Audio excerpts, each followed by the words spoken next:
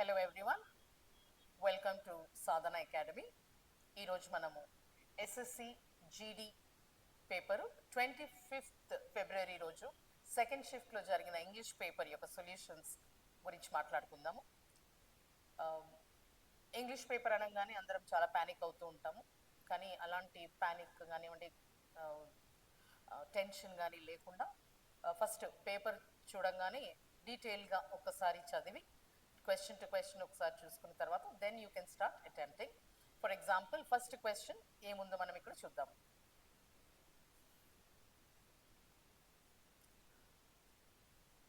ఎప్పుడైనా కూడా డైరెక్షన్స్ని చదివేది ప్రాక్టీస్ చేసుకోండి. ఫస్ట్ అండ్ ఫార్మోస్ట్ చాలా మందికి అలవాటు ఏముంటుందంటే పేపర్ రాగానే క్వశ్చన్స్లోకి దూకేస్తారు. నాకు వచ్చేసింది ఆన్సర్, నేను అటెంప్ట్ చేసేయగలను, ఆన్సర్స్ కనిపిస్తున్నాయి, ఐ కెన్ డూ ఇట్ అన్న తొందరపాటులో అప్పుడప్పుడు మిస్టేక్స్ జరుగుతూ ఉంటాయి. ఫస్ట్ అండ్ ఫార్మోస్ట్ ఎవరైనా చేయాల్సింది డైరెక్షన్స్ని కరెక్ట్గా చదవడం. ఇక్కడ మనకి డైరెక్షన్స్ కనిపిస్తున్నాయి, మీరు చూస్తే బోర్డు మీద. ఈ డైరెక్షన్స్ క్వశ్చన్ నెంబర్ 1 and 2కి మాత్రమే, అంటే వాళ్ళు ఇచ్చిన డైరెక్షన్ మన క్వశ్చన్ నెంబర్ 1 and 2కి మాత్రమే యూజ్ చేయాలి. సో ఫస్ట్ క్వశ్చన్కి అసలు ఫస్ట్ అండ్ సెకండ్ క్వశ్చన్స్కి ఇచ్చిన డైరెక్షన్స్ ఏంటి? Select the most appropriate option to fill in the blank.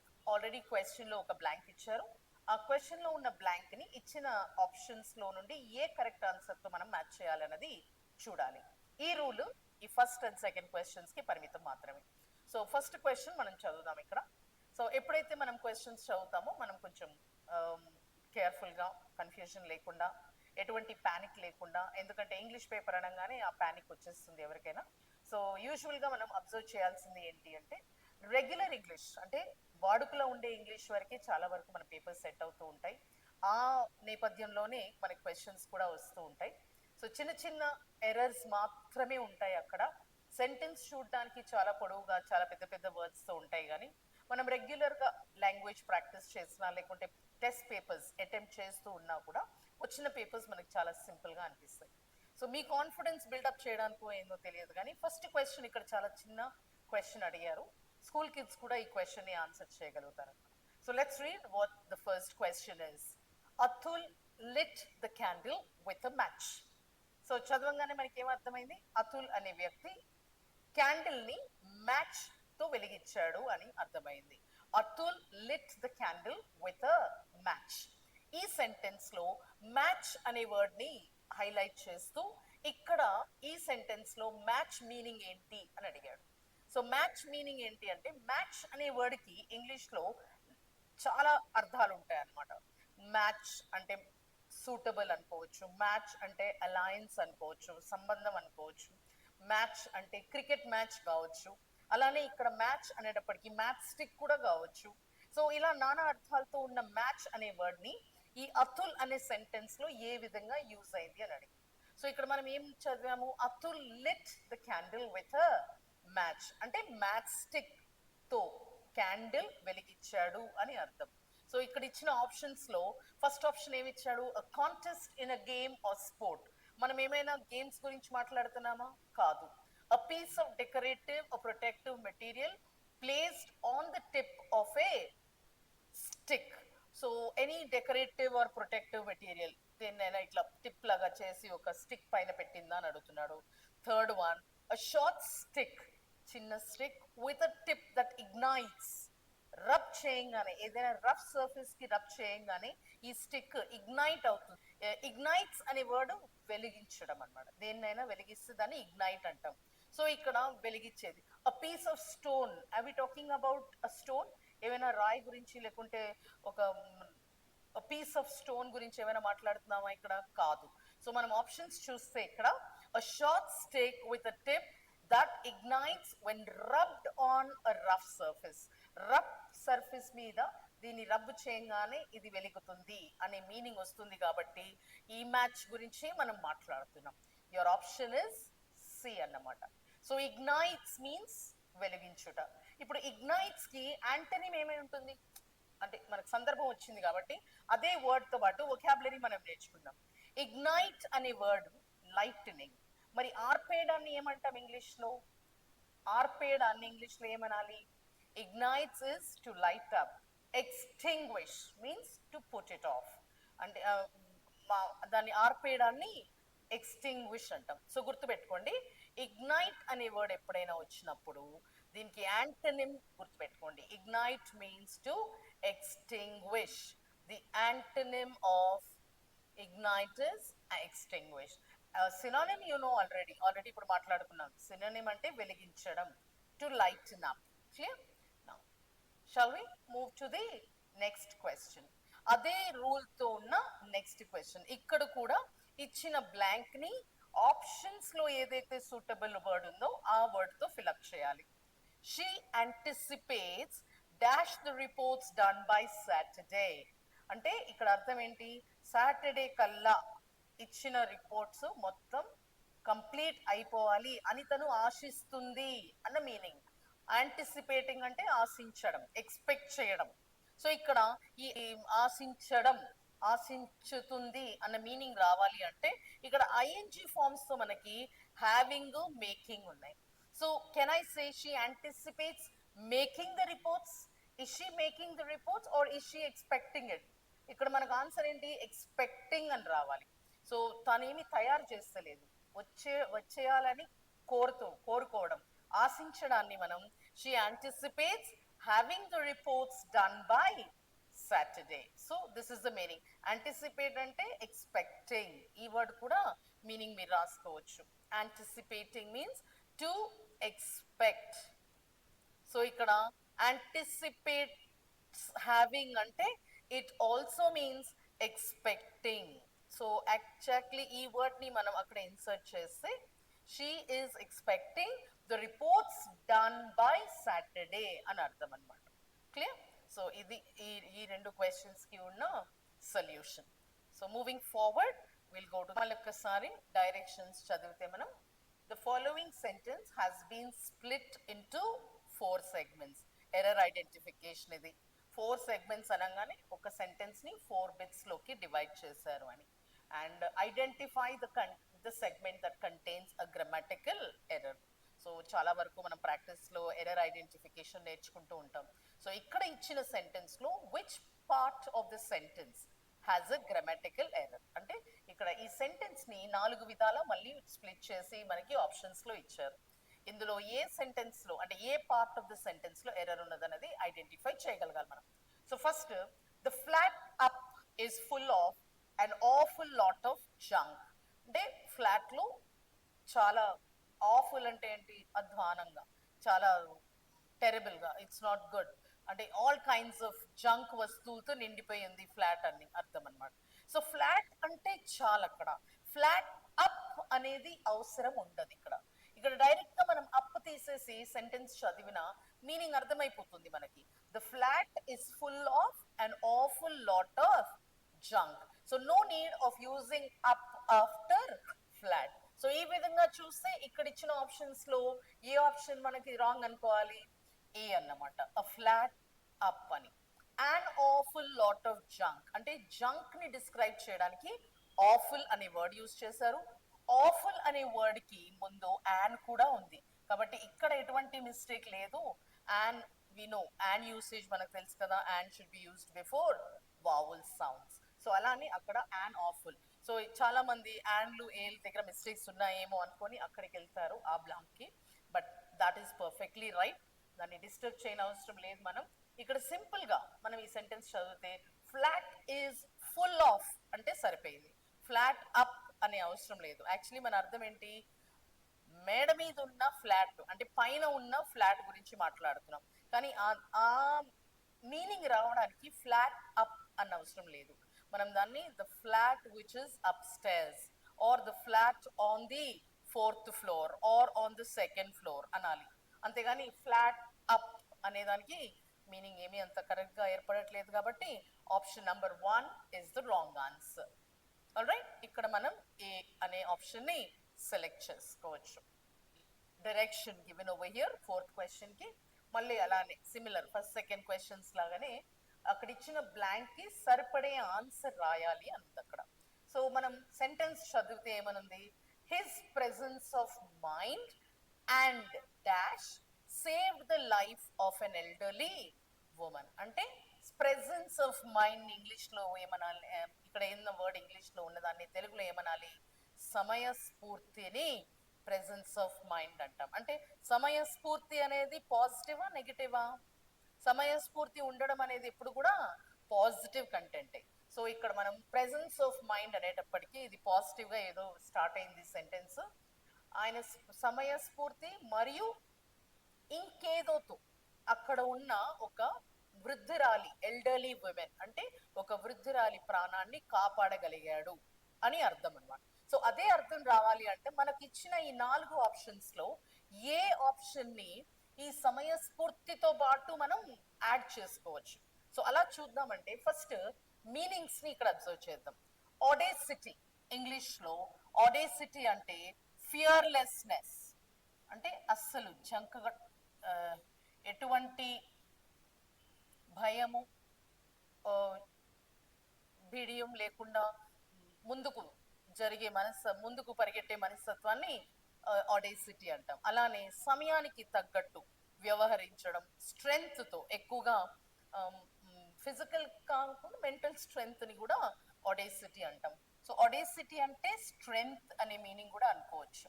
So strength, fearlessness, boldness, మీకు ఈ వర్డ్ ఈజీగా అర్థమవుతుంది, చాలా బోల్డ్ గా ఉండడం. బోల్డ్నెస్ ని కూడా ఒడేసిటీనే అంటాం అనమాట. కవర్డైజ్, సెకండ్ ఆప్షన్కి వచ్చేటప్పటికి కవర్డైజ్. కవర్డైజ్ అంటే పిరికితనం, చాలా పిరికిగా బిహేవ్ చేయడం, భయపడడం, విడియపడడం, వెనక్కి వెళ్ళిపోవడం, దేనికి కూడా ధైర్యం చేసి ముందుకు వెళ్ళకపోవడాన్ని కవర్డైజ్ అంటాం. కవర్డైజ్ మీనింగ్ ఏముంటుంది? కవర్డైజ్ మీనింగ్ మీన్స్ మీక్, you can say being very, భయపడడం, చాలా మీక్ గా ఉండడం, to be very not showing any kind of confidence, that is called as cowardice, meek, or you can also say having a very mild kind of an attitude. So అది cowardice అన్నమాట. Fear మళ్ళీ భయం, మనకు తెలిసిన meaning ఏది? Fear means some kind of a fright or బిడియం, అంటే some kind of భయాన్ని ఫియర్ అంటాం. అలానే కేర్లెస్నెస్, చాలా కేర్లెస్ గా ఉండడాన్ని కేర్లెస్నెస్ అంటాం.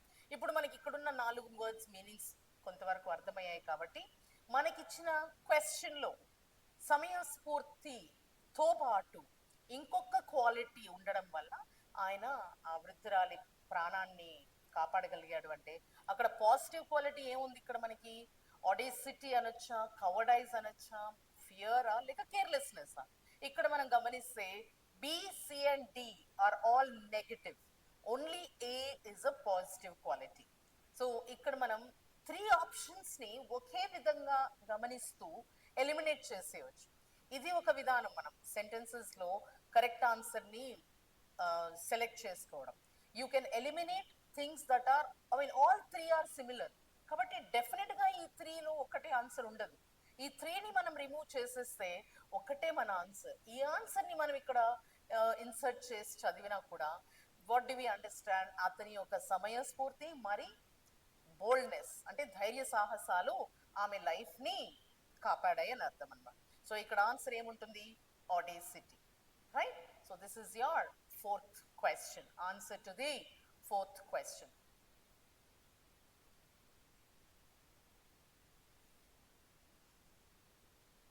Fifth question, coming to the directions. ఇక్కడ ఇచ్చిన డైరెక్షన్ మళ్ళీ గమనిస్తూ దాన్ని చదివిన తర్వాతనే ఆన్సర్ కరెక్ట్ గా చేయగలగాలి. Select the word that best completes the given sentence. Determine the collocation. ఇక్కడ collocation అనే పదం యూజ్ చేశాడు కాబట్టి ఇచ్చిన వర్డ్ కి సంబంధించిన collocation ఏంటి అనేది చూడాలి. Collocations అంటే లాస్ట్ వీడియోలో మీకు గుర్తుంటే we did a few collocations. Collocations అంటే ఇంగ్లీష్ లో అర్థం ఏంటి? Something like to make a wish, ఇలా అంటాం. అంటే ఈ రెండింటిని కలిపితేనే ఒక కొలొకేషన్, అంటే యు మేక్ అ విష్. అలానే you take it for granted,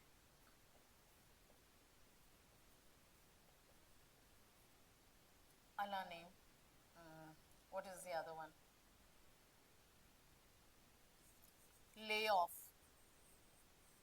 jobs, then commit. What do you commit? You commit a crime or you commit a mistake, right? So అంటే ఈ వర్డ్కి ఈ వర్డే కోరిలేట్ చేస్తుంది కాబట్టి వీటిని మనం కొలకేషన్స్ అంటాం. You make a wish, you don't commit a wish. Commit a wish అందామా, make a wish అనాలా? మేక్ అ విష్ అనేది కొలకేషన్. అలానే లే ఆఫ్ జాబ్స్ అంటే జాబ్స్లో నుండి ఉన్న వాళ్ళని తొలగించేస్తూ ఉంటారు, దాన్ని లేయింగ్ ఆఫ్ అంటాం. సో హియర్ లే ఆఫ్ అనే వర్డ్ కి ఆపోజిట్ దాంతో పాటు ఏ వర్డ్ కొలికేట్ అవుతుంది? జాబ్స్ అనే word. So lay off jobs. Take it for granted అంటే దేన్నైనా చాలా సునాయాసంగా లైట్ గా తీసుకోవడం, పెద్దగా పట్టించుకోకపోవడాన్ని టేక్ ఇట్ ఫర్ గ్రాంటెడ్ అంటాం. అలానే కమిట్ అ క్రైమ్ అంటాం కానీ మేక్ అ క్రైమ్ అనము. You do not say make a crime or make a mistake. You usually say she committed a mistake. So ఇట్లా ఉండే వర్డ్స్ ని మనం కొలకేషన్స్ అంటాం. ఇక్కడ ఇచ్చిన సెంటెన్సెస్ లో ఇక్కడ హరి డాష్ అడ్వాంటేజ్ అంటే అడ్వాంటేజ్ అన్న వర్డ్ కి ఏ వర్డ్ ఇక్కడ ఉన్నది కొలకేట్ అవుతుంది అన్నది మనం గమనించాలి. Hari took advantage, Hari saw advantage, Hari set advantage or Hari struck advantage. ఇట్లా మనం చూస్తే he took advantage of the sale అంటే ఉన్న అక్కడ sale and bought 3 new shirts. కరెక్ట్గా అక్కడ ఉన్న సేల్ని సద్వినియోగపరుచుకున్నాడు అని అర్థం అనమాట.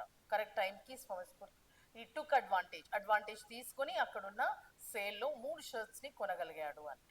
So that is the meaning of collocation. మిగతావి అక్కడ సెట్ కావు. You cannot say saw advantage అనము, సెట్ అడ్వాంటేజ్ అనము. Instead you will say set an example. Collocation ఏముంటుంది సెట్కి? సెట్ అన్ ఎగ్జాంపుల్ అనొచ్చు. అలానే struck in stride, struck a bolt అలా అనొచ్చు. అంతేగాని స్ట్రక్ అడ్వాంటేజ్ అనము. సో వాటికి సంబంధించిన కొలకేషన్స్ వేరే ఉంటాయి కాబట్టి ఇక్కడ మనం గుర్తుపెట్టుకోవాల్సింది ఇది చాలా కామన్గా మనం వాడుకలో, ఇంగ్లీష్ వాడుకలో అప్పుడప్పుడు తెలుగులో కూడా ఇంగ్లీష్ మాట్లాడినప్పుడు చాలా సునాయాసంగా అడ్వాంటేజ్ తీసుకున్నాడు అంటాం. అడ్వాంటేజ్ తీసుకోవడం అంటే ఏంటి? Taking advantage. సో ఇక్కడ మనం పేపర్ని చూసి లేకుంటే ఆప్షన్స్ని చూసి పెద్ద పెద్ద ఇంగ్లీష్ వాడారేమో అని భయపడిన అవసరం లేదు.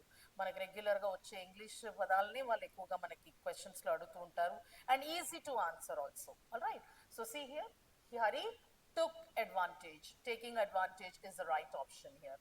All right. Question number 6. Read the directions. Select the most appropriate idiom.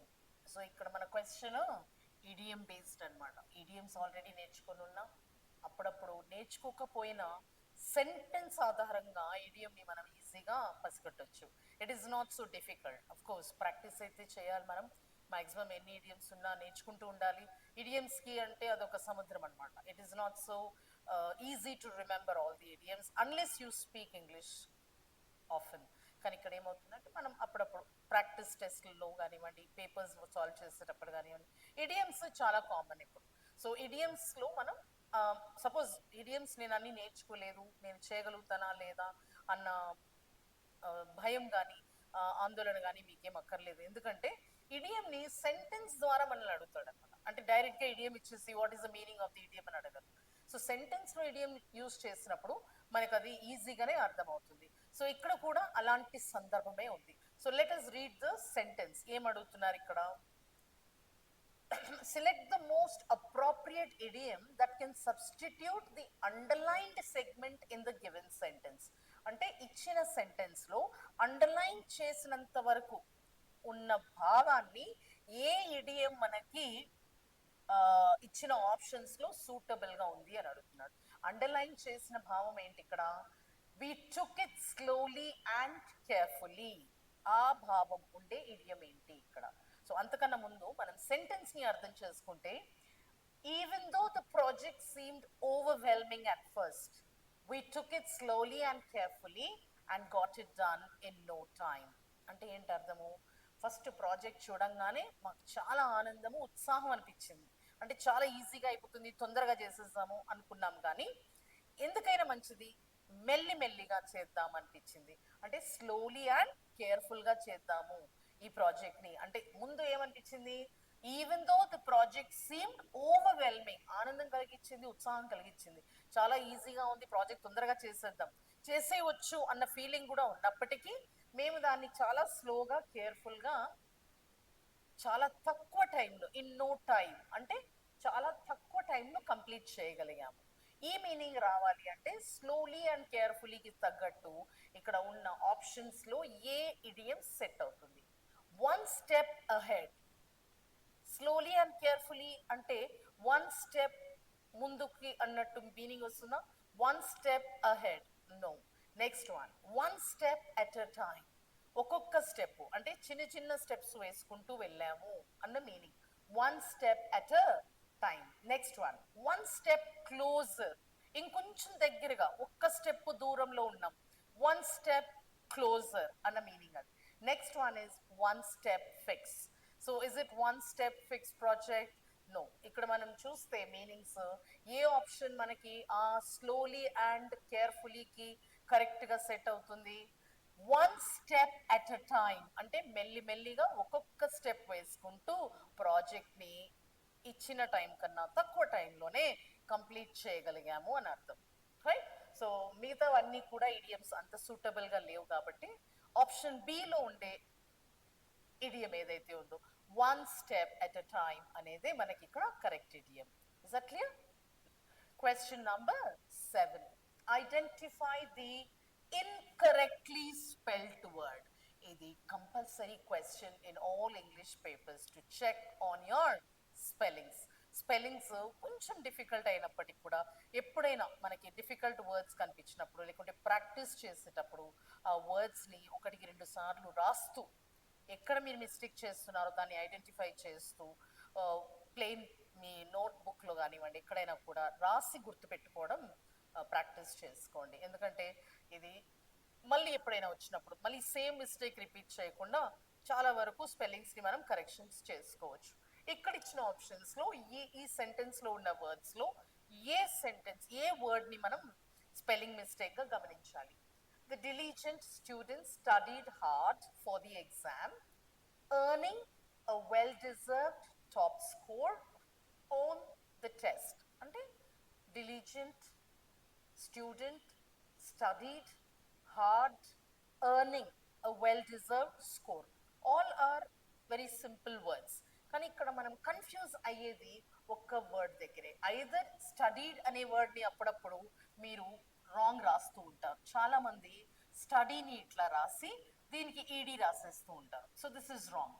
ఇలా ఉండదు స్టడీడ్ ఎప్పుడు కూడా. STUD, Y gets replaced with I, తర్వాత పాస్ట్ టెన్స్ ఈడీ ఫామ్ రాయాలి. ఓకే, సో స్టడీడ్ అనే వర్డ్ ఇక్కడ కరెక్ట్ గానే ఉంది కాబట్టి ఇది మనకు ఆన్సర్ కాదు. Earning is also correct.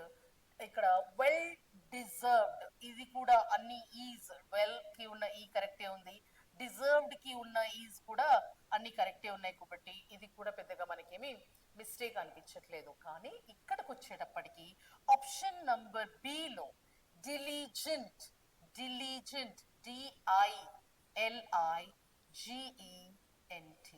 Diligent అంటే hard working, skilled, very talented person ని డిలిజెంట్ అంటాం.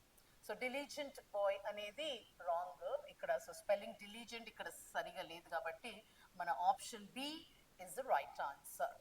సో ఎప్పుడైనా ఇలాంటి మిస్టేక్స్ వచ్చినప్పుడు ఎప్పుడు 1-2 సార్లు నోట్బుక్లో ఆ స్పెల్లింగ్ రాసుకొని ఏ అక్షరం దగ్గర అంటే ఏ వర్డ్ని మనం కరెక్ట్గా గుర్తుపెట్టుకోవాలి. DILI ఈ రెండు ఉండాలి. అలానే స్టడీడ్ DY ఉండదు, DIED. ఫర్ ఎగ్జాంపుల్ ట్రై అనే వర్డ్ ఉంటుంది ఇంగ్లీష్లో, దీనికి పాస్ట్ టెన్స్ ఎలా రాయాలి? TRYED అనకూడదు, tried. This is wrong. It must be TR, ఈ వైని ఐతో రిప్లేస్ చేసి ED అనాలి. అలానే క్రై అనే వర్డ్ CRY, క్రై అనే వర్డ్ని కూడా వైని replace it with I and then add ED. So like that అట్లా వై ఉండే వర్బ్స్ని ఐతో రిప్లేస్ చేసి I అండ్ EDతో కూడా మనం యూస్ చేస్తూ ఉండొచ్చు. అంటే యూ కెన్ ఫ్రేమ్ సెంట్ అంటే స్పెల్లింగ్స్ ఇంకొంచెం కరెక్ట్గా అర్థం చేసుకోవడానికి అదొక పద్ధతి అనమాట. Clear? This is the option. B is the right answer here. Read the directions properly. ఇచ్చిన డైరెక్షన్స్ ని కరెక్ట్ గా ఫాలో కావాలి. Select the most appropriate antonym. ఇక్కడ క్వశ్చన్ ఏంటి మనకి? అప్రోప్రియేట్ యాంటోనిమ్ ని సెలెక్ట్ చేసుకోవాలి. యాంటోనిమ్ అంటే విపరీత అర్థాలున్న పదాన్ని యాంటోనిమ్ అంటారు. సేమ్ మీనింగ్ ఉంటే సినోనిమ్ అంటాము. విపరీత అర్థాలు ఉన్నప్పుడు దాన్ని యాంటోనిమ్ అంటాం. సో ఇక్కడ ఇచ్చిన మెయిన్ వర్డ్ ఏంటి మనకి? డెయింటీ. ఇంగ్లీష్లో డెయింటీ అంటే చాలా డెలికేట్గా ఉండాలి. డెలికేట్ లేదా రిఫైన్డ్, బ్యూటిఫుల్, నాజూకుగా ఉండేదాన్ని డెయింటీ అంటాం. ఓకే, వెరీ డెయింటీ ఇన్ అపియరెన్స్, చాలా నాజూక్గా, చాలా డెలికేట్గా, చాలా గ్రేస్ఫుల్గా ఉండే వాటిని డెయింటీ అంటాం. సో ఇక్కడ ఉన్న వాటిల్లో ఆపోజిట్ ఏముంది? ఇక్కడ graceful same meaning, cute same meaning, exquisite means beautiful, అద్భుతంగా, చాలా సుందరంగా ఉండే వాటిని ఎక్స్క్విజిట్ అంటాం ఇంగ్లీష్లో. Very beautiful, exquisite. So all these three mean the same. Again క్యూట్గా ఉన్నది కూడా మనకు పాజిటివ్ సెన్సే కనిపిస్తుంది. Graceful is also beautiful, exquisite is also being very pretty and beautiful. So all these three appear to be their synonyms. మనకి ఇక్కడ కావాల్సింది antonym. నేను already మీకు చెప్పాను, డెలికేట్ అండ్ రిఫైన్డ్ గా ఉండేదాన్ని డెయింటీ అంటాం. సో రిఫైన్డ్ కి ఆపోజిట్ ఏంటి? క్రూడ్, రా, చాలా రాగా అంటే అన్పాలిష్డ్ వేలో ఉండేదాన్ని క్రూడ్ అంటాం అనమాట. It's not completely what you call delicate or very refined గా కాకుండా చాలా అన్పాలిష్డ్ గా, చాలా క్రూడ్ లెవెల్, రఫ్ గా ఉండేదాన్ని crude. So I think this is our answer. Antonym is crude for dainty. Clear? Ninth question మళ్ళొక్కసారి డైరెక్షన్స్ ని చదివితే, in the sentence the CEO's behavior was impeccable. What is the antonym? మళ్ళీ విపరీత అర్థమే అడిగాడు ఇక్కడ. యాంటోనిమ్, సినానిమ్ అడగలేదు, విపరీతార్థాలే అడుగుతున్నాడు సెకండ్ టైం కూడా. Antonym of the word impeccable. Impeccable means ఎటువంటి దోషం లేని వాళ్ళు, ఎటువంటి మచ్చ లేని వాళ్ళు, అంటే చాలా ఆనెస్ట్, క్లీన్ ఇమేజ్ ఉండేవాళ్ళు, పర్ఫెక్ట్ గా వారి పని వాళ్ళు చేసుకుంటూ వెళ్ళిపోవడం, అంటే ఎవరిని ఇబ్బంది పెట్టకుండా, అంటే వాళ్ళ క్యారెక్టర్ మీద ఎటువంటి మచ్చ లేని వాళ్ళని ఇంపెకబుల్ అంటాం ఇంగ్లీష్లో. సో ఆ వర్డ్ వచ్చేటట్టు మీనింగ్స్ ఏమున్నాయి ఇక్కడ? అఫ్ కోర్స్ ఫస్ట్ 4 ఆప్షన్స్ మనం చూస్తే మనకు అర్థమైంది ఏంటి? Perfect, he is a very perfect person. Synonym ఇది, చాలా పర్ఫెక్ట్, అసలు ఆయనకి ఎటువంటి మనం దోషాలు ఉన్నాయని కూడా చూపించుకోలేము, ఎటువంటి ఫ్లాస్ ఉన్నాయి, ఎటువంటి ఫాల్ట్స్ ఉన్నాయి, ఆయనలో ఏమైనా తప్పు చేసే ఇంటెన్షన్స్ ఎటువంటివి కనిపించట్లేదు కాబట్టి ఆయన మనకు పర్ఫెక్ట్ అనొచ్చు. ఇది సినానిమ్. అలానే స్పాట్లెస్, మచ్చలేనితనం, no spot on his character at all, అది కూడా స్పాట్లెస్. అన్బ్లెమిష్డ్, అన్బ్లెమిష్డ్ ని మీరు తెలుగులో దోషారహితం అంటాం, అంటే ఎటువంటి దోషాలు లేని వాళ్ళు, ఎటువంటి మిస్టేక్స్, ఎటువంటి ఫాల్ట్స్, ఎటువంటి ఫ్లాస్ లేని వాళ్ళని అన్బ్లెమిష్డ్ పర్సనాలిటీ అంటాం. సో ఇక్కడ చూస్తే మనం A, B and D ఈ 3 synonyms for the word impeccable. మరి దోషాలు ఉన్న వాళ్ళని ఏమనాలి? హీ ఈస్ ఫాల్టీ, అన్ని ఫ్లాసే, అన్ని ఫాల్ట్సే, అన్ని తప్పిదాలే అనే దాన్ని ఫాల్టీ అంటాం. సో ఇంపెకబుల్ అనే వర్డ్ కి ఒకే ఒక యాంటోనిమ్ ఇక్కడ, faulty. He is all faulty, he is not a perfect person, he is imperfect, he is blemished. See, ఇక్కడ మనం యాంటోనిమ్ ఏమైపోతుంది? బ్లెమిష్డ్ అంటే స్పాట్స్ ఉండడం. He is full of spots, and then you can also say full of flaws and faults. Flaws అని కూడా అంటాం, floss అంటే తప్పిదాలని floss అంటాం, అలానే ఫాల్ట్స్ అన్నా కూడా తప్పిదాలే. సో ఇవన్నీ ఉండే వాటిని ఫాల్టీ అని కూడా అంటాం. ఇంపర్ఫెక్టా? కాదు, పర్ఫెక్ట్. సో అదే మనం ఈ వర్డ్ కి సినోనిమ్స్ ఎలా ఫ్రేమ్ చేయొచ్చు మనము? Blemished, full of spots, and then that you can call as imperfect. So antonym అడిగారు కాబట్టి ఇక్కడ ఫాల్టీ ఒక్కటే మన ఆన్సర్ అన్నమాట. క్లియర్? రైట్. చాలా సింపుల్ వర్డ్స్ తోనే మనం ఇది ఎలిమినేట్ చేసుకుంటూ కూడా ఆన్సర్ కి మనం ఫైనల్ చేసుకోవచ్చు. అలా కూడా మీరు పానిక్ కాకుండా ఒక్కొక్క వర్డ్, డెఫినెట్ గా 3 వర్డ్స్ ఒకేలా ఉంటాయి, ఒక్కటే విరుద్ధంగా ఉంటుంది. ఆ విరుద్ధమైన వర్డ్ని ఒక్కసారి క్యాచ్ చేస్తూ సెంటెన్స్లో సబ్స్టిట్యూట్ చేసుకుంటూ ఆలోచిస్తే మనకు ఆన్సర్ ఇంకొంచెం ఈజీగా అర్థమైపోతుంది. సో స్పెండ్ సమ్ టైం, కొంచెం టైం తీసుకుంటూ మెల్లిమెల్లిగా use your brain, don't rush, మెల్లిమెల్లిగా ఆన్సర్స్ మీద ధ్యాస పెట్టండి. Okay, 10th question. Rectify the sentence by selecting the correctly spelled word from the options. All right, అంటే ఈ సెంటెన్స్లో ఏదో ఒక పదము కరెక్ట్గా లేదు, ఆ పదాన్ని రెక్టిఫై చేయండి. రెక్టిఫై అంటే కరెక్ట్ చేయండి అని అర్థం. Rectify means to correct the sentence. ఇచ్చిన సెంటెన్స్ని అక్కడున్న ఒక వర్డ్ని కరెక్షన్స్ చేస్తూ మీరు దాన్ని కరెక్ట్ వే, అంటే ఇక్కడ ఆప్షన్స్ మనం గమనిస్తే ఈ వర్డ్ని కరెక్ట్గా రాయగలగాలి మనం. So he was able to decipher the encoded messages with ease.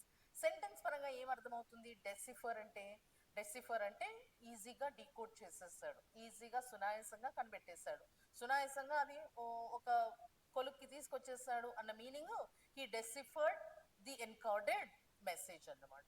So ఇక్కడ డెసిఫర్ అనే మీనింగ్ ఇంగ్లీష్లో this is the right answer. DECIPHER. There is no E after decipher for this. ఇది అసలు డిఈనే కాదు, అలానే ఐఈ ఉండదు, అలానే డబుల్ ఐ కూడా ఉండదు. So this is your right answer. To decipher the coded message means, ఇప్పుడు ఆ మీనింగ్ ఆల్రెడీ నేను మీకు చెప్పాను. He encoded it, he had solved it, he was able to fix it, అంటే సునాయాసంగా దాన్ని ఛేదించగలిగాడు. ఆ మెసేజ్ని, ఆ కోడ్ ఉన్న మెసేజ్ని ఈజీగా ఛేదించగలడాన్ని డెసిఫర్డ్ ద మెసేజ్. ఇప్పుడు మనం ఇందాకలా కొలొకేషన్స్ నేర్చుకున్నాం. Make a wish, grant leave or grant permission, అలాంటి వాటిల్లో డెసిఫర్డ్ ద కోడ్ అని కూడా అనొచ్చు. He solve the question. So ఇది కూడా you can remember it as a కొలొకేషన్.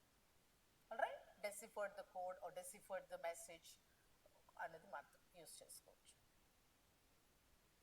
11th question here. Identify the sentence with the incorrect usage of an adverb.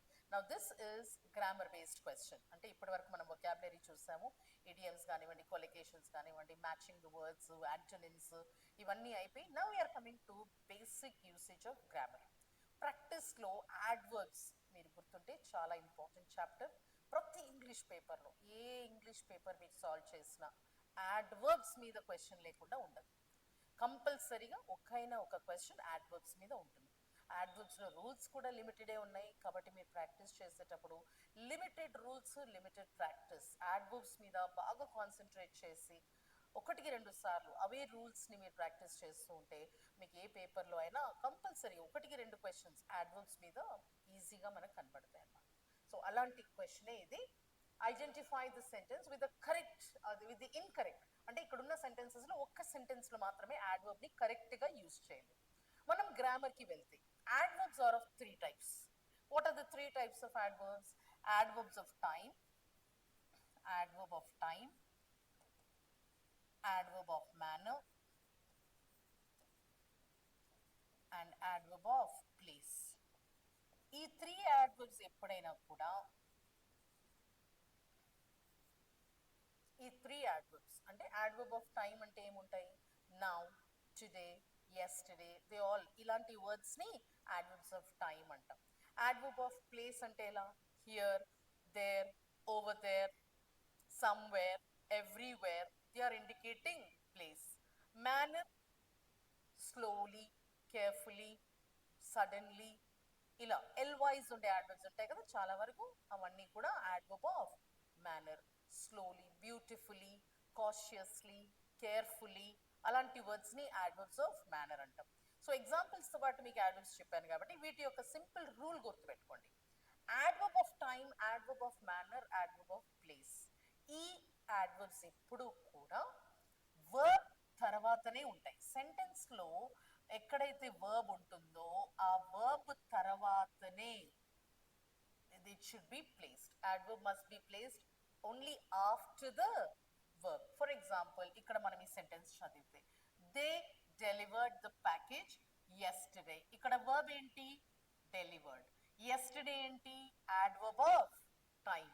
So verb తర్వాత ఉందా ముందు ఉందా ఇది? వర్బ్ తర్వాతే ఉంది కాబట్టి ఇది correct answer. Second one, he will send the document later. మళ్ళీ ఇక్కడ will send is my verb. ఇది వర్బ్ అయినప్పుడు టైం ఎప్పుడు?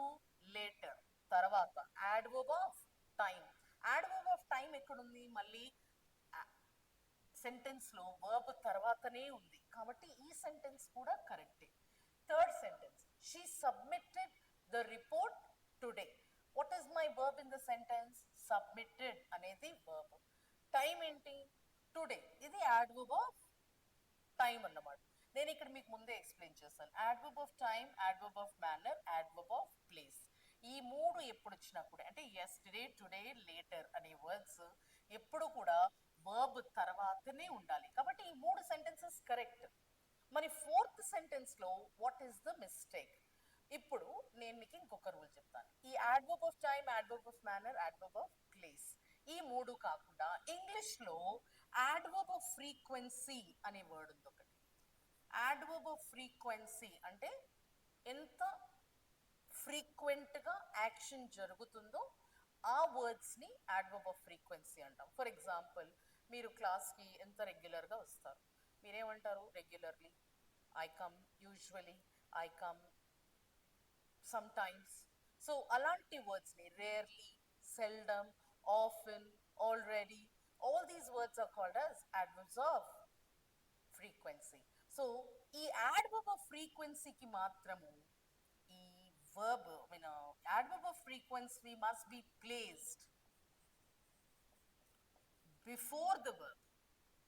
ఇది ఎప్పుడు కూడా verb కన్నా ముందే ఉండాలి. ఇది ఈ మూడు adverbs ఆఫ్టర్ ద verb ఉంటే adverb of frequency మాత్రం బిఫోర్ ద verb ఉండాలి. సో ఇక్కడ మనం ఫోర్త్ సెంటెన్స్ చదివితే Rohit completed the project. What is the adverb of frequency? Already. కానీ ఇది verb తర్వాత ఉంది. ఇది మనకి ఇక్కడ రావాలి. Rohit already completed the project అని ఉండాలి. కాబట్టి ఇక్కడ ఈ యూసేజ్ రాంగ్ గా ఉంది కాబట్టి this is your answer. Option D is your answer.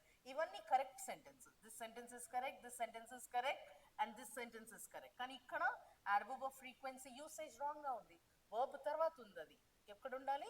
verb కన్నా ముందే ఉండాలి. కాబట్టి అది గ్రామటికల్ గా ఇది మనం ఐడెంటిఫై చేసుకోవచ్చు.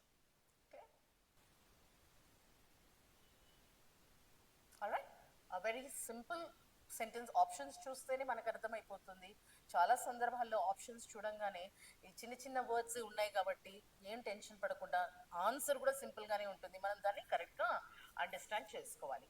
I will have one more of those delicious rasgullas అంటే ఏంటి అర్థము? ఇంకొక రసగుల్లా తినాలనిపిస్తుంది, నేను ఇంకొక రసగుల్లా తినాలనుకుంటున్నాను అంటున్నాడు.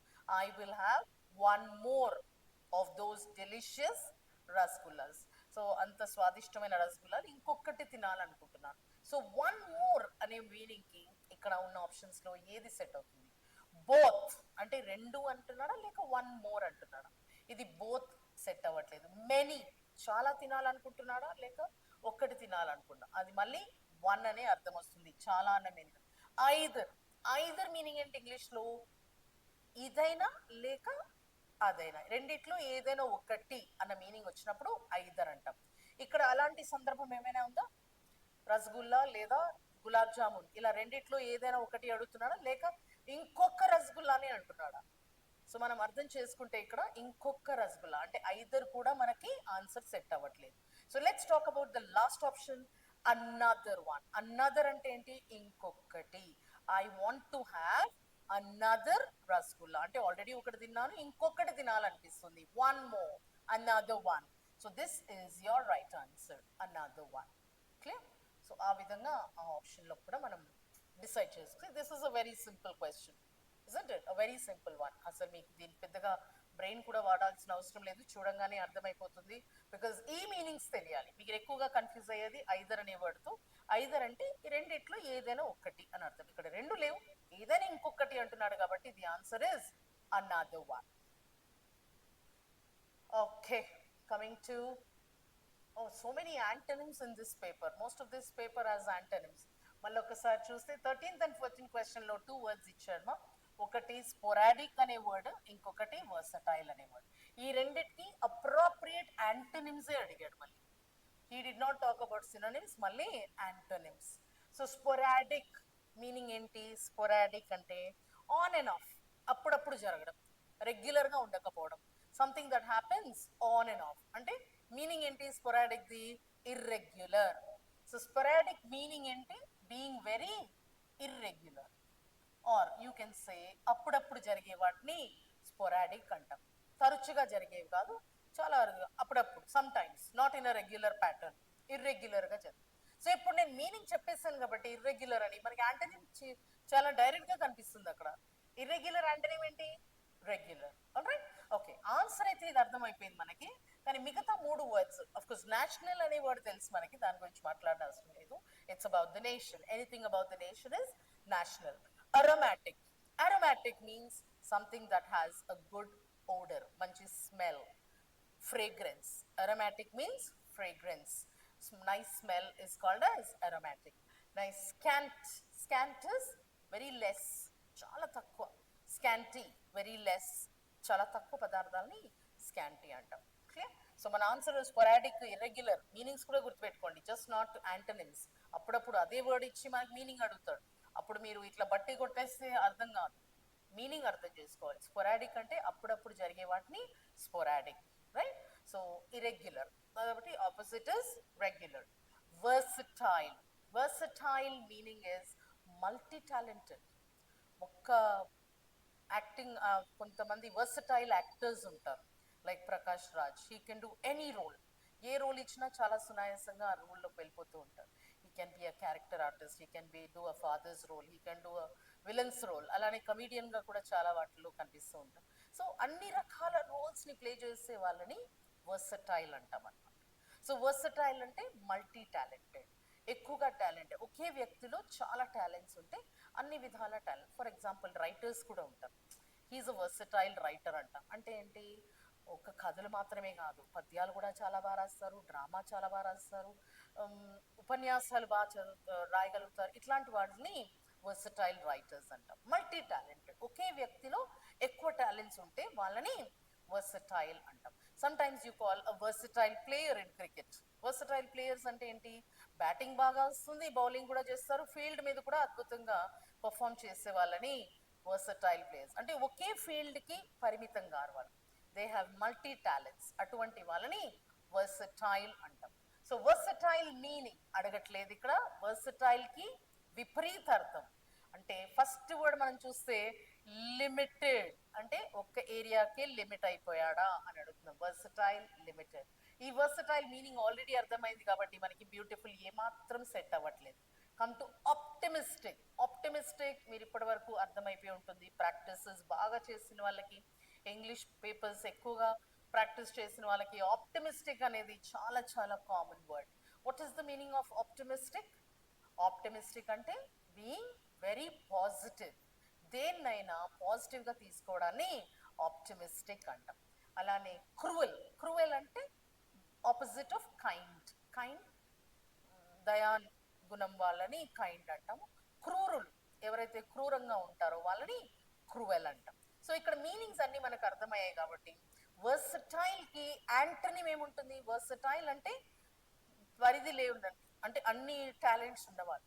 సో ఇక్కడ మనకి మిగతా వర్డ్స్ కంపేర్ చేసుకుంటే లిమిటెడ్ గా ఉండడాన్ని మనం యాంటోనిమ్ గా తీసుకోవచ్చు వర్సటైల్ కి. It is no way related to beautiful, it is not talking about positive attitude. అలానే క్రూయల్ అనే వర్డ్కి కూడా ఏమాత్రం సంబంధం లేదు వర్సటైల్ అనే వర్డ్కి. సో లిమిటెడ్ గా ఉండడం అంటే ఒకే టాలెంట్ కి పరిమితం అవ్వడం కాదు, ఇది మల్టీ టాలెంటెడ్. సో దానికి విరుద్ధంగా ఉంటే limited. So these two are your answers for 13 and 14. So ఇందాక చెప్పినట్టు మిగతా మూడింటిని డిలీట్ చేసేస్తూ మీనింగ్స్, ఒకటి మీకు అర్థం కాకపోయినా ఒకసారి మైండ్లో ఒక్కసారి ఆలోచన చేసుకొని సెంటెన్స్లో అప్పుడప్పుడు వాడుతూ ఆ వర్డ్ని మనం ఐడెంటిఫై చేసుకోవచ్చు. అప్పుడప్పుడు అలా కూడా అర్థమవుతుంది. Clear? Right. Now we have one more question here. Based on the situation in the sentence, select the most appropriate idiom to fill in the blank. అంటే ఐడెంటిఫై ఏం చేసుకోవాలి మనం ఇక్కడ డైరెక్షన్స్లో మనకి ఇక్కడ ఇడియం బేస్డ్ క్వశ్చన్ వచ్చింది అని you must select the most appropriate idiom. Already మనం ఇడియమ్స్ మీద ఇందాకలో ఒక క్వశ్చన్ సాల్వ్ చేసాం. ఇప్పుడు ఇంకొకటి అలాంటిదే వచ్చింది. నేను చెప్పాను కదా, ఒక సెంటెన్స్ ఉంటుంది, ఇడియంని మీకు యాజ్ ఇట్ ఈస్ మీనింగ్ అడగదు, అదే ఇడియంని సెంటెన్స్లో ఉపయోగిస్తారు కాబట్టి ఈజీగా మనం ఐడెంటిఫై చేసుకోవచ్చు. It's not so difficult. So let's see. Despite the criticism the artist took it in stride and considered it. అంటే లాంగ్వేజ్ కొత్తగా నేర్చుకున్న వాళ్ళకి, లేకుంటే ఎప్పుడు చదవని ఇంగ్లీష్, ఎప్పుడు ఇంగ్లీష్ చదవని వాళ్ళకి ఈ లాంగ్వేజ్ కొంచెం టఫ్ అనిపించవచ్చు. కానీ పానిక్ లేకుండా, ఇదేదో పెద్ద క్వశ్చన్ అనుకోకుండా మెల్లిగా చదివితే, డిస్పైట్ ద క్రిటిసిజం అంటే ఎంత క్రిటిసైజ్ చేసినప్పటికీ ఆర్టిస్ట్ అనేవాడు ఆ క్రిటిసిజంని ఎలా తీసుకున్నాడు? He took it in stride అంటే చాలా హుందాగా ఆ క్రిటిసిజంని కన్సిడర్ చేస్తూ, అంటే దాన్ని యాక్సెప్ట్ చేస్తూ, హీ కన్సిడర్డ్ ఇట్, దాన్ని ఏ విధంగా కన్సిడర్ చేశాడు అన్నది బ్లాంక్. ఇప్పుడు ఈ బ్లాంక్ లో ఈ 4 అంటే మనకు సిచ్యువేషన్ అర్థమైంది కాబట్టి ఇడియం ఏది సెట్ అవుతుందో ఇప్పుడు చూద్దాం. First one, break a leg. Meaning ఏంటి ఇడియంది? To wish good luck. You break a leg, go do well అంటాం, అంటే గుడ్ లక్ విష్ చేయడం. సో అది ఆ meaning. B, as water under the bridge అంటే అయిపోయినవి. As water under the bridge, bridge కింద వాటర్ ఎప్పుడైనా నిల్వ ఉంటుందా? అది it keeps flowing, it doesn't stand. అంటే అయిపోయినవి విషయాల్ని అయిపోయినట్టే మర్చిపోవాలి, దాన్ని మనం హార్ట్కి తీసుకోకూడదు. You should not let it carry on చేయకూడదు, వాటిని అట్లా వదిలేసేయాలి. ఇక పాస్ట్ ఇస్ పాస్ట్ అంటాం కదా, బైగాన్స్ ఆర్ బైగాన్, అయిపోయిన విషయాల్ని వదిలేసేయాలి అన్న మీనింగ్ని to take water as under the bridge. Next, clip a chip on the shoulder అంటే మనకి ఎవరైనా ఏమైనా అన్నప్పుడు ఆ బాధని మోయడం, అంటే దాన్ని వదిలేస్తలేం మనం, ఆ బాధని అలా మోస్తూనే ఉన్నాం ఎన్ని రోజులైనా షోల్డర్ మీద, అదొక చిప్ లాగా. It's a chip on your shoulder అంటే బాధతో పాటు ఉండడం, దాన్ని మర్చిపోలేకపోతున్నాం. ఆ మీనింగ్ ని to take it as a chip on their shoulder. Of course fourth one అందరికీ తెలిసిందే, ఇది it's a piece of cake. Exam ఎలా రాసినాం అంటే, పేపర్ ఎలా వచ్చింది అంటే, it was a piece of cake అంటాం. అంటే ఏంటి? It was very very easy. Cake piece తినడం ఏమైనా కష్టపడాలా? లేదు, చాలా ఈజీగా తినొచ్చు. అలా మీనింగే అది. పీస్ ఆఫ్ కేక్ అంటే ఏంటి? It's a very easy paper, it was very easy. So ఈ మీనింగ్స్ మనకి ఇప్పుడు తెలిసాయి కాబట్టి ఇక్కడ మనం మాట్లాడే సెంటెన్స్ ఏంటి? డిస్పైట్ ద క్రిటిసిజం, అంత క్రిటిసిజమ్స్ అయినప్పటికీ ఆర్టిస్ట్ ఆ సిచ్యువేషన్ ఏ విధంగా కన్సిడర్ చేశాడు? అతను దాన్ని మోసుకుంటూ వెళ్ళాడా, లేకుంటే did he consider it as bygone, అయిపోయింది అని చాలా హుందాగా భావించాడా? టుక్ ఇట్ ఇన్ స్ట్రైడ్ అంటున్నాం కాబట్టి the answer is as water under the bridge. వదిలేస్తాడు, చాలా హుందాగా వ్యవహరించాడు, ఎటువంటి క్రిటిసిజం ఆయన మనసులో పెట్టుకోలేదు, అయిపోయింది ఏదో అయిపోయింది అనుకుంటూ ముందుకు వెళ్ళే ఇది ఆ మనస్తత్వాన్ని it was as he considered it as water under the bridge అంటాం. Clear? So that is a simple idiom, but if you do not know the meaning of the idiom also, sometimes sentence లో చదివి మనం దాన్ని అర్థం చేసుకోవచ్చు. Clear?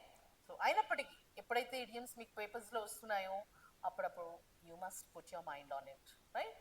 Overlap చేయకుండా at least delete చేయడానికైనా పనికొస్తాయి, టర్మినేట్ చేయడానికైనా. మీనింగ్స్ తెలిస్తే మనకి టర్మినేట్ చేసుకుంటూ వెళ్ళిన ఆన్సర్ అప్పుడప్పుడు మనకి ఫ్లాష్ అవుతూ ఉంటుంది. Yeah, coming to the last part of the paper, 16 to 20 close test. Common paper, common questions in most of the papers. చాలా కామన్గా అడుగుతుంటారు. చాలా మంది ఈ ఇంగ్లీష్ని చూసి భయపడిపోతారు. ఈ పారాగ్రాఫ్ని కానివ్వండి, అక్కడ ఉన్న ఆప్షన్స్ని చూసి ఈ వర్డ్స్ ఏం మాకు అర్థం కావేమో, మాకు తెలియని ఆ వర్డ్స్ ఏమో అనుకుంటారు. కానీ ఫస్ట్ అండ్ ఫార్మోస్ట్ ఎప్పుడైనా క్లోజ్ టెస్ట్ చాలా వరకు వొకాబులరీ బేస్డ్ కాకుండా grammar based, common sense based, subject పరంగా కూడా మనకి అర్థమైపోతూ ఉంటాయి అన్నమాట. సో ఇక్కడ మనం ఫస్ట్ చేయాల్సింది ఏంటి అంటే, ఫస్ట్ ఇచ్చిన ప్యాసేజ్ని యాజ్ ఇట్ ఈస్ ఒక్కసారి చదివేసేయాలి. ఆ బ్లాంక్స్ని అలా వదిలేసి ఒక్కసారి అసలు టాపిక్ ఏంటి అనేది మనకి ఫస్ట్ అర్థమైతే ఆప్షన్స్ జోలికి తర్వాత వెళ్దాం. First, indigenous communities dash the world are facing some of the most severe climate impacts. Indigenous communities are not only on their surroundings, ecosystems for their lives and livelihoods, but their identities are dash deeply interwoven with the land and water. As a result, indigenous peoples' efforts in the climatic change, mitigation, and adaptation across the globe. At the Center for Climate Justice, we dash relationships with indigenous communities by partnering with indigenous people. So it is all about communities worldwide. Worldwide communities ఏ విధంగా climatic situations కి accustom అవుతున్నారు, adapt చేసుకుంటున్నారు అన్న passage ఇది. So first indigenous communities dash the world, in the world, around the world, throughout the world or of the world. Indigenous communities ప్రపంచంలో ఉన్న వాళ్ళ, ప్రపంచం చుట్టూ ఉన్న వాళ్ళ, ప్రపంచం వ్యాప్తంగా ఉన్న వాళ్ళ, లేక ప్రపంచంతో సంబంధించిన వాళ్ళ అన్న మీనింగ్ ఇక్కడ. సో సెంటెన్స్ మనం చదివితే ప్రపంచం individuals communities throughout the world అంటే ప్రపంచ వ్యాప్తంగా ఉండేవాళ్ళు. We are not just talking about only one community. Throughout the world అనే వర్డ్ యాప్ట్ గా ఉంది ఇక్కడ. Next indigenous communities are not, ఇది గ్రామర్ బేస్డ్. ఇందాక చెప్పాను కదా అన్ని కూడా వొకాబులరీ బేస్డ్ ఉండవు, కొన్ని గ్రామర్ బేస్డ్ సెంటెన్సెస్ కూడా ఉంటాయి ఇక్కడ. మనకి ఇక్కడ నాట్ ఓన్లీ అని రాగానే స్కూల్స్ నుండి అలవాటు మనకి నాట్ ఓన్లీ సెంటెన్స్ లో బట్ ఆల్సో అనే కంజంక్షన్ కూడా ఉండాలి. సో ఇక్కడ మనకి ఎప్పుడైతే నాట్ ఓన్లీ వచ్చిందో, కమ్యూనిటీస్ ఆర్ నాట్ ఓన్లీ, తర్వాత రెలవెంటా, relatable, relational, reliant on the surroundings. ఇక్కడ ఫస్ట్ మనం నాట్ ఓన్లీ కన్నా ముందు అక్కడ ఉండే నౌన్ ఫామ్ ని గమనించాలి. Is it relevant on, relevant to అనాలి, రిలేటబుల్ టు అనాలి, relational, it's not relating to relation. Reliant అంటే డిపెండెంట్. రిలయంట్ అంటే ఏంటి, దేని మీదైనా ఆధారపడడం. So dependent, so dependent on. So ఇక్కడ మనం గమనిస్తే ఈ బ్లాంక్ తర్వాత ఆన్ అనే ఆప్షన్ కూడా ఒక చిన్న హింట్ లా కనిపిస్తుంది మనకు. సో డిపెండెంట్ ఆన్ అంటే ఆధారపడి ఉండడం. దేని మీద ఆధారపడాయి, on their surrounding system, ecosystems for their lives and livelihood. So ecosystem మీద ఆధారపడి ఉన్నాయి కాబట్టి ఇదే మన right answer, reliant on their lives and livelihoods. So ఇక్కడికి వచ్చేటప్పటికి నెక్స్ట్ బట్ ఆల్సో, ఇందాక చెప్పాను కదా not only must be followed by but also. So not only dependent on the surrounding ecosystems for their lives and livelihoods, but their identities are also deeply interwoven with the land and water. Their identities are also. So ఇక్కడ but దగ్గర నుండి also ని split చేసేస్తాడు. So select the most appropriate option blank 3 అంటే ఇక్కడ options లో ఎక్కడుంది also, మనకి చాలా క్లియర్ గా ఇక్కడ ఆల్సో అనే వర్డ్ కనిపిస్తుంది కాబట్టి but also is the right option there. Clear. Next, as a result indigenous peoples dash efforts in climate change. Peoples plural form, has leading అనాలా, వాస్ లీడింగ్ అనాలా, హ్యావ్ లీడింగ్ అనాలా, are leading అనాలా. The efforts are leading, people are leading, plural form ఇది మాత్రమే. Are leading ఇది singular, has led or have led, is leading అనాలి, ఇది కూడా వాస్ లీడింగ్ సింగులర్ ఉంటేనే, ఇది కూడా singular. Have leading does not fit in there, so it is are leading. Third option correct answer. Next last క్వశ్చన్కి వచ్చేటప్పటికి we dash relationships with indigenous communities by partnering. We dash relationships అంటే వారితో మా యొక్క relationships, partnering with indigenous people అంటే పెంపొందించుకుంటున్నాం, పెంపొందిస్తున్నాం అండాన్ని ఏ word అనొచ్చు ఇక్కడ, పెంపొందించడం అంటే nurturing. We are developing, we are fostering, we are improving అనే వర్డ్ అనే దానికి నర్చర్. నర్చర్ మీనింగ్స్ కూడా గుర్తుపెట్టుకోండి. టు ఫాస్టర్ స్పెల్లింగ్స్, ఈ మీనింగ్స్ గుర్తుపెట్టుకోండి. ఫాస్టర్, డెవలప్, తెలుగులో చెప్పాలంటే పెంపొందించడం, వారి యొక్క రిలేషన్షిప్స్ ని పెంపొందించుకోవడం, ఇంకొంచెం బాగుపరచుకోవడం. సో అదే మీనింగ్. ఇమిటేట్ అంటే ఇమిటేట్ చేయడం. ఇంకొక వర్డ్ ఏముంటుంది ఇంగ్లీష్ లో ఇమిటేట్ కి సినోనిమ్ మీకు ఒకవేళ కావాలంటే ఇంబైబ్ అనే వర్డ్ కూడా సినానిమ్గా యూజ్ చేస్తాం, వేరే వాళ్ళని ఇమిటేట్ చేయడం.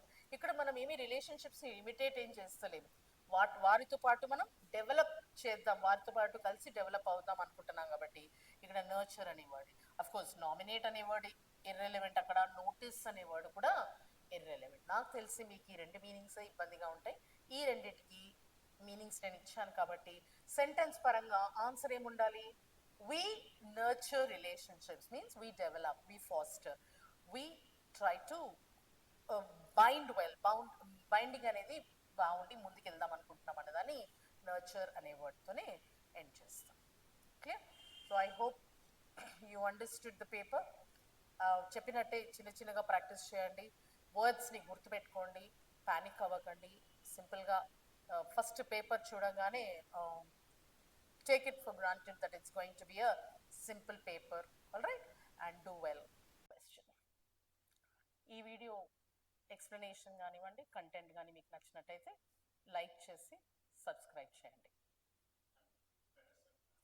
ఇంకెవరైనా ఫ్రెండ్స్ అండ్ ఫ్యామిలీతో షేర్ కూడా చేయండి. Thank you.